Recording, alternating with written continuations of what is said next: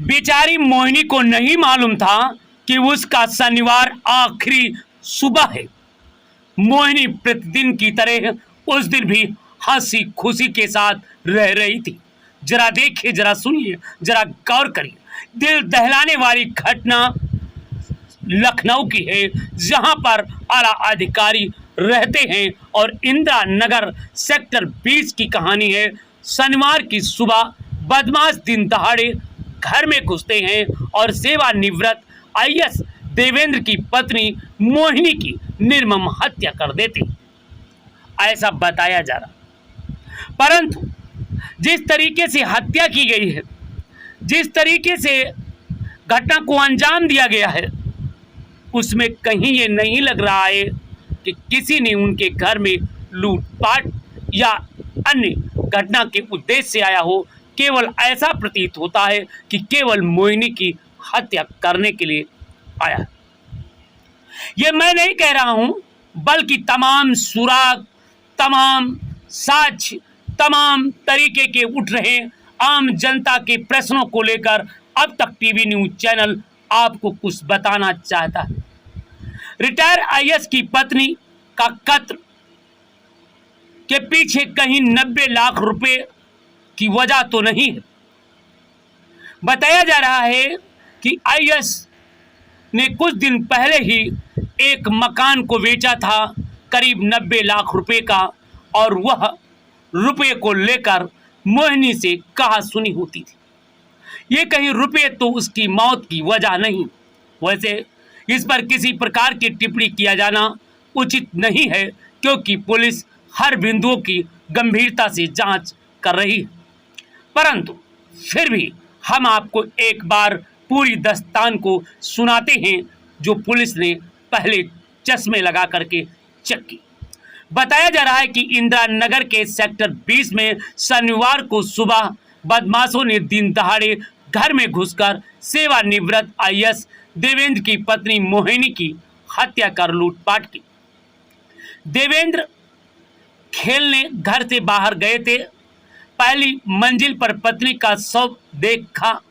दुपट्टा से उसका गला कसा था। सिर पर किसी भारी चोट वार की गई थी। पुलिस और अन्य अधिकारी भी पहुंचे और फॉरेंसिक जांच टीम पहुंची और जांच करने लगी। सेवानिवृत्त आईएएस की पहली पत्नी मीना का निधन हो चुका था। वो इंदिरा नगर के सेक्टर 20 मकान नंबर 20/31 में दूसरी पत्नी मोहिनी दुबे 58 के साथ रहते थे। देवेंद्र प्रयागराज के मंडलायुक्त के साथ साथ रायबरेली सहित कई जिले के जिला अधिकारी के पद पर विराजमान रह चुके हैं। सुबह करीब 7 बजे अपने ड्राइवर के साथ वो गोल्फ खेलने के लिए घर से बाहर निकले थे। बताया जा रहा है कि सुबह 9:30 बजे लौटे तो देखा कि सारे के सारे घर के दरवाजे खुले। वह पहली मंजिल पर गए तो किचन का रूम भी खुला था और वहीं पर मोहिनी पड़ी थी। कमरे अलमारी खुली थी, जेवरात गायब थे। देवेंद्र ने पुलिस को सूचना दी। इस पर पुलिस कमिश्नर सहित जनपद के आला अधिकारी मौके पर पहुंचा और शव को पोस्टमार्टम कर एफआईआर दर्ज करके तफ्तीश शुरू कर। हम आपको बताना चाहते हैं, सिर पर पीछे से वार करने की बात सामने उजागर हुई। बदमाशों ने मोहिनी के बेरहमी से मारा, दुपट्टे से गला कसा, सिर पर भारी चीज से वार किया गया। अंदेशा है कि पहले वार पर वह किया बचने की गुंजाइश न रहे, इसलिए सिर पर वार करने के बावजूद भी बदमाश ने उसका गला घोटने के उद्देश्य से उसका गले को कसा गया। चेहरे पर भी चोट के निशान है। संघर्ष के कोई निशान भी नहीं पाए गए हैं।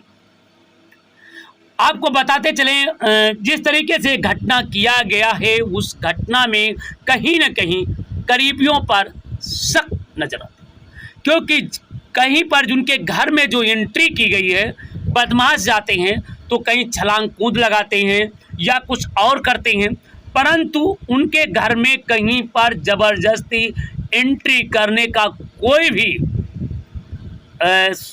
सुराग नहीं मिला है। हम कह सकते हैं कि उनके घर में जो घुसा है वो मोहिनी को बहुत अच्छे तरीके से जानता था और कहीं पर जबरन एंट्री का कोई भी वो नहीं है। इससे साफ साबित होता है कि कहीं न कहीं उनका कोई करीबी हो सकता है। पुलिस के मुताबिक जांच में यह स्पष्ट हुआ कि कोई जबरन एंट्री नहीं है, मतलब वारदात को अंजाम देने वाला आसानी से मुख्य गेट से लेकर पहली मंजिल तक आता जाता रहा हो, उनके घर का सारी चीज को गंभीरता से जानता होगा, वही घटना को अंजाम दिया है। किसी करीबी शख्स है जिसे मोहिनी जानती थी।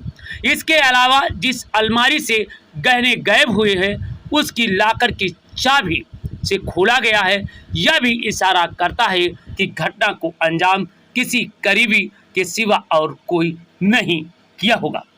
अगर ये सब कोई अनजाना करता तो शायद वो लाकर की चाबी कहाँ पाता और पहली मंजिल से लेकर दूसरी मंजिल पर कैसे एंट्री कर गया और फिर हत्या कैसे की। सवाल तमाम खड़े हैं। सवाल लूट करना मकसद था या फिर उसका रूप दिया। अब प्रश्न तमाम खड़े हो गए, लोगों की चर्चाएं शुरू हो गई। क्या ये वास्तव में लूट है या लूट का रूप दिया गया?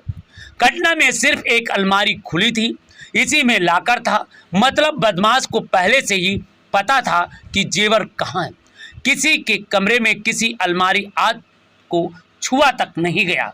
इसके अलमारी जहां घटना को अंजाम दिया गया वहीं पर देवेंद्र का पर्स भी रखा था, मगर पर्स भी सुरक्षित पाया गया। मोहिनी ने जो जेवर पहने थे वो भी जेवर सुरक्षित पाए गए। ऐसे में तमाम प्रश्न खड़े होते हैं कि बदमाशों का मकसद लूट करना नहीं था बल्कि मोहिनी की हत्या करना जैसा प्रतीत हो रहा है। अलमारी से गहना गायब कर लूट का रूप देने की कहीं कोशिश तो नहीं की जा रही है।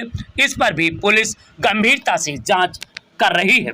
इसी प्रकार से बताया गया कि जो डीवीआर उनके घर में सीसीटीवी लगा था उसमें सीसीटीवी का जो डीवीआर था बदमाश लूट ले गए। ये भी एक कहीं ना कहीं संदिग्ध की बात सामने उजागर हुई है। देवेंद्र के घर पर सीसीटीवी से लैस था, देवेंद्र को इसी पूरी खबर थी। ऐसे में घटना को अंजाम देने के बाद डीवीआर ही लूट ले गए। पुलिस पड़ोसी के सीसीटीवी पॉकेट से खंगाल रही है। दो संदिग्ध व्यक्ति सामने उजागर आए हैं, उनसे पूछताछ की जा रही है।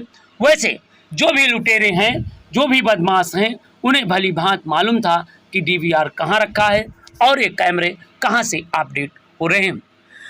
वहीं पर दबी जुबान से ये भी बात चल रही है कि 90 लाख रुपए कहीं लूट की वजह तो नहीं है। देवेंद्र ने 15 दिन पहले गोमती नगर का एक फ्लैट 90 लाख रुपए में बेचा था। सूत्र के मुताबिक पूरी रकम मोहिनी अपने पास रखी थी। इसको बंटवारे और हिस्सेदारी को लेकर परिवार में विवाद चल रहा था, जिसे समझाने की भी कोशिश की जा रही थी। जानकारी के मुताबिक देवेंद्र ने भी उन्हें समझाने का प्रयास किया, लेकिन वह किसी की नहीं सुनी और न ही पैसा देनी चाहते। आशंका ये भी है कहीं हत्या उन रुपए के कारण तो नहीं है। इस पर भी पुलिस बड़ी बारीकी से जांच चल रही है। तफ्तीश जारी है, कुछ और लोगों से पूछताछ की जा रही।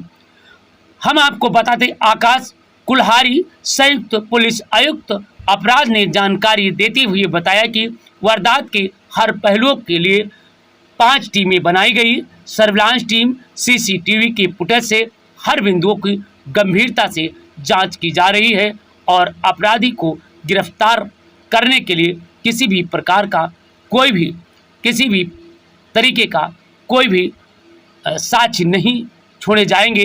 अपराधी जो भी होगा वह सलाखों के पीछे जाएगा। तो आइए हम दिखाते हैं ये राजधानी की पूरी घटना, हत्या की।